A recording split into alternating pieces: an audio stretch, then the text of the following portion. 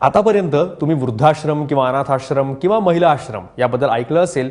अनेक आश्रमांना तुम्ही भेट देऊन तिथल्या लोकांच्या समस्याही कधी जाणून घेतल्या असतील। मात्र तुम्ही कधी करत्या कमावत्या पुरुषांच्या आश्रमाबद्दल ऐकलंय का? औरंगाबादमध्ये 6 पुरुषांनी एकत्र येऊन हा एक आश्रम सुरू केलाय, जिथं ते घरदार सोडून एकत्र राहतात। मात्र संसारावर पाणी सोडून आश्रमात राहायची वेळ त्यांच्यावर कुणी आणली? पाहूयात कृष्णा केंडे यांचा स्पेशल रिपोर्ट।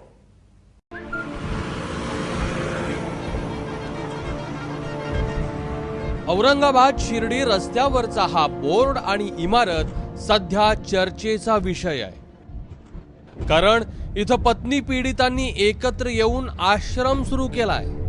कायदे महिलांच्या बाजूने उभे आहेत, समाजाची सहानुभूतीही महिलांना मिळते। त्यामुळे काही वेळा पुरुषाची चूक नसतानाही नाहक त्रास सहन करावा लागतो। त्यामुळे भरत फुलारेंनी हा आश्रम स्थापन केलाय। मी एक ऑब्झर्व केलं का हे जे पत्नी पिढी जो माणूस आहे त्याचा जेव्हा बायको केस टाकत चालते त्याच्यावर, त्यावेळेस असं होतं की त्याच्या डोक्यावरचं छत सुद्धा निघून जातं। त्याची परिस्थिती एक अशी येते की त्याला राहायला जागा राहत नाही, त्याला कोणी जवळ येऊ देत नाही। त्याचे जे काही नातेवाईक आहे ते सुद्धा त्याला बाजूला लोटायला लागते। म्हणजे लोटल्यानंतर त्याची एक परिस्थिती अशी होती की तो एक संन्यासीच्या पलीकडे चालला जातो।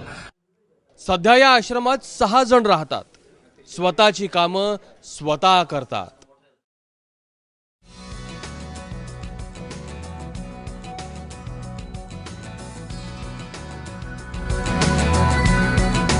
मी एक उद्योजक होतो आणि माझ्यावर पण असे खोटे केस झाले।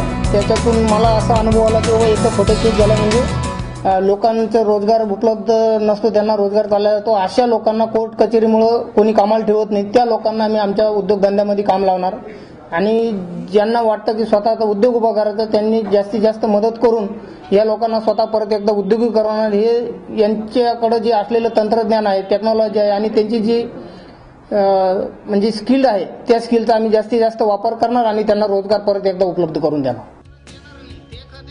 काही जणांवर हुंड्यासाठी छळ केल्याचा आरोप आहे, काही जणांविरोधात शारीरिक आणि मानसिक छळाची तक्रार आहे। त्यांना कायदेशीर मदत करणं, मानसिक आधार देणं, त्यांना स्वतःच्या पायावर उभं करण्यासाठी पत्नी पीडित संघटना झटतीये।